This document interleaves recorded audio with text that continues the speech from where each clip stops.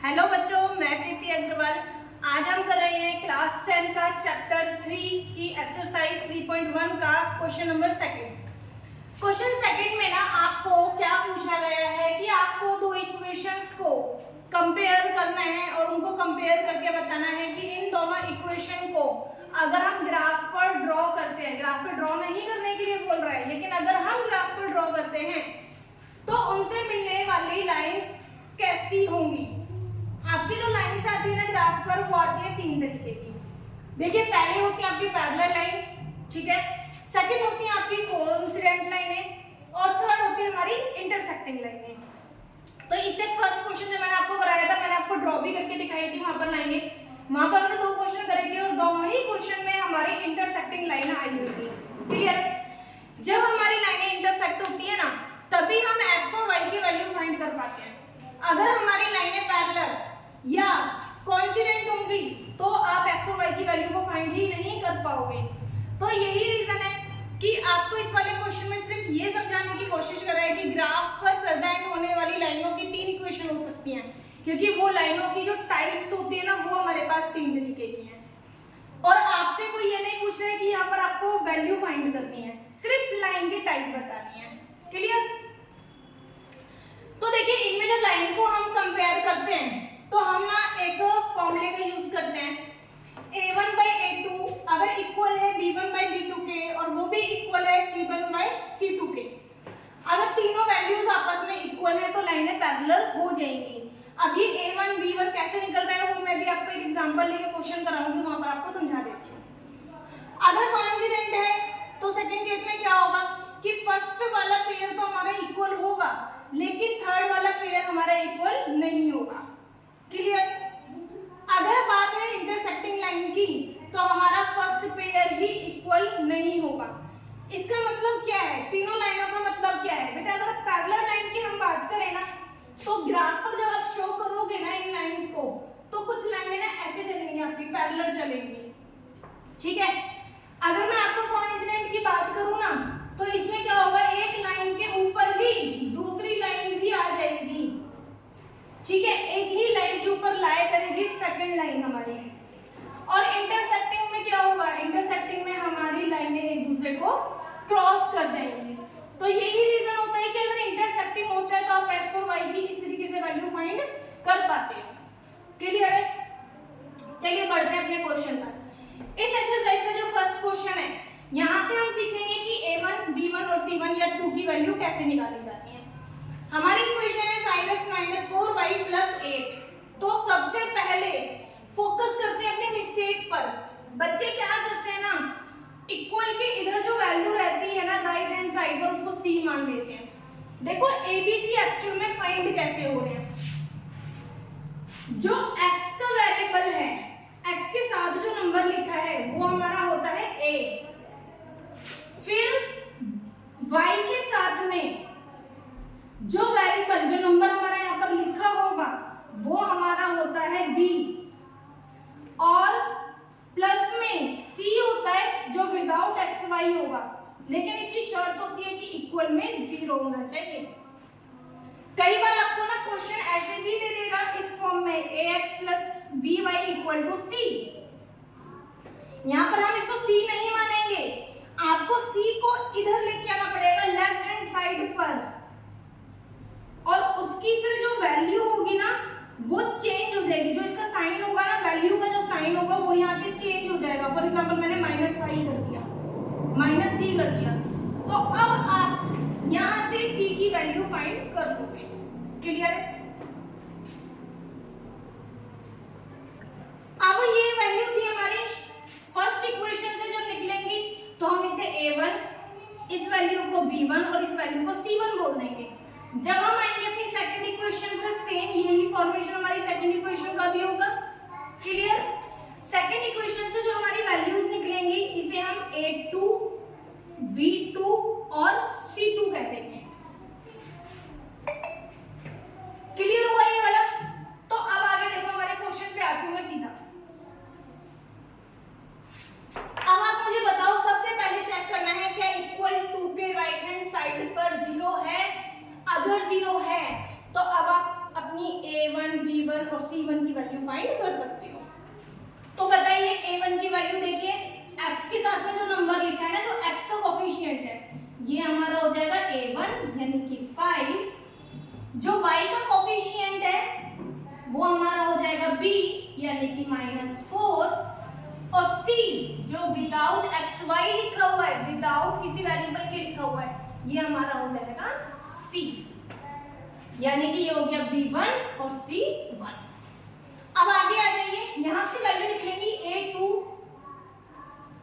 b2 और c2 की। तो a2 क्या होगा, जो x का कोफिशिएंट है, b2 क्या हो जाएगा, जो y का कोफिशिएंट है, और c2 क्या हो जाएगा, जो विदाउट xy है। अब इधर देखो, क्लियर। अब हमें क्या करना है, हमें कंपैरिजन करना है इन तीनों में से ये कौन सी सिचुएशन है। तो चलिए पहले हम देखते हैं a1 by a2 क्या इक्वल है b1 by b2 के। ठीक है, वैल्यू पुट कीजिए, a1 है 5, a2 है 7, b1 है -4 और b2 है मेरा 6। अगर कुछ कटता है तो काट दो, 2 2 जा 4, 2 3 जा 6, मींस मेरा आ गया 5/7 इक्वल टू -2/3। क्या ये वैल्यू इक्वल आई है? नहीं ना। अगर ये इक्वल नहीं आई है तो आप यहाँ पर क्रॉस करेंगे। अब आपको जरूरत ही नहीं है सेकंड सिचुएशन में वैल्यू को पुट करने की, कर भी दोगे तो कोई गलत नहीं है, बट जरूरत क्यों नहीं है वो देखिए, क्योंकि हमें एक ही कंडीशन है जहां पर हमारा a1 by a2 not equal to b1 by b2 के।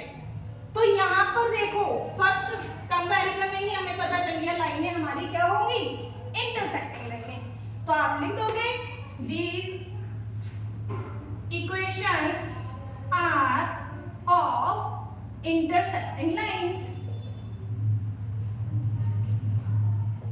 intersecting lines। क्लियर है क्वेश्चन नंबर 1। चलिए देखते हैं क्वेश्चन नंबर सेकंड। अब इसका सेकंड पार्ट सेम है बेटा, दो इक्वेशंस दी हुई है। अब फटाफट से a1, b1 और c1 की वैल्यू आप इजीली फाइंड कर सकते हो। a1 यानी कि फर्स्ट इक्वेशन को ले लो, 9 हो गया, b1 y का कोफिशिएंट होगा 3 हो गया, और c1 क्या होगा, विदाउट xy होगा। ऐसे मत कर देना आप लोग, लाइन से लिख दो ये a1 ये b1, नहीं भाई, हो सकता है वो 3y को यहाँ पर गायब कर दे, तो उस केस में वैल्यू 0 हो जाएगी आपकी। ठीक है, तो इसी तरीके से लिखना कि coefficient of x, coefficient of y और विदाउट xy। अब इधर देखो a2 की वैल्यू चेक करते हैं। a2 हो गया मेरा 18, b2 हो गया 6 और c2 हो गया 24। क्लियर, तीनों वैल्यू लिख ली, क्लियर है। आगे कंपेयर करते हैं, क्या a1 by a2 इक्वल है हमारे b1 by b2 के। चेक करो, 9 by 18 इक्वल है 3 by 6 के। 9 1 जा 9, 9 2 जा 18, 3 1 जा 3, 3 2 जा 6, यानी कि 1/2। अरे भाई ये तो इक्वल हो गया, काम बढ़ा दिया ना हमारा। चलो, क्योंकि अब हमें c1 by c2 को भी चेक करना पड़ेगा, क्योंकि ऐसी हमारे पास दो कंडीशन है जहां हमारे पहले वाले दो पेयर इक्वल होते हैं। अब तीसरा पेयर हमारा डिसाइड करेगा कि कंडीशन इन दोनों में से कौन सी है, हमारी लाइनें कौन सी होने वाली है। c1 है मेरा 12 और c2 है मेरा 24, कट कर दिया 1/2, आओ तीनों हो गए इक्वल। ठीक है, कौन सी कंडीशन है, देखो बेटा, लाइनें होंगी पैरेलल, यानी कि अगर आप इसका ग्राफ खींचते हैं, इसको ड्रॉ करते हैं, तो लाइन से हमारी क्या आएंगी, पैरेलल आ जाएंगी। क्लियर है। चलिए नेक्स्ट क्वेश्चन पे आ जाओ। अब थोड़ा सा और शॉर्टकट बताती हूँ मैं आपको। अब आपने दो क्वेश्चन कर लिए, थोड़ी सी प्रैक्टिस हो गई होगी। चलो पहले अपना सीधा कंपैरिजन लिख देते हैं कि हमें ये चेक करना है भाई। ठीक है, सीधी वैल्यू पुट कर दो। a1 हो गया 6, a2 हो गया 2, b1 हो गया -3, b2 हो गया -1, c1 हो गया 10, c2 हो गया 9। ठीक है, कट कीजिए, 2 1 जा 2, 2 3 जा 6। अगर आप वाली सिचुएशन तो है इक्वल। इक्वल है भाई, मेरे को लगा इक्वल नहीं है, इक्वल है ना, लेकिन ये तो कट ही नहीं रहा, ये वाला हो गया गलत। सॉरी ये इक्वल है ना, तो A1 by A2 तो इक्वल है B1 by B2 के, लेकिन B1 by B2 इक्वल नहीं है C1 by C2 के। तो लाइनें क्या होंगी?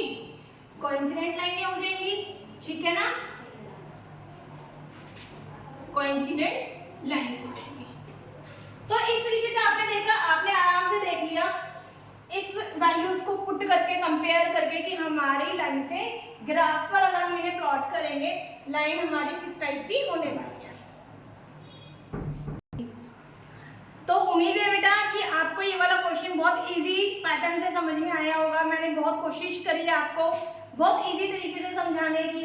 अगर सच में आपको मेरा पढ़ाया हुआ मेथड आपको अच्छे से समझ में आता है, आपको लगता है कि मैं बहुत इजी वे में समझा देती हूँ, जैसा कि मेरे स्टूडेंट मुझे कहते हैं कि बहुत इजीली मैथ करा देते हो, तो अगर आपको भी ऐसा लग रहा है तो मुझे सपोर्ट कीजिए, मेरी वीडियोस को शेयर कीजिए, अपने फ्रेंड्स की हेल्प कीजिए। Thank you.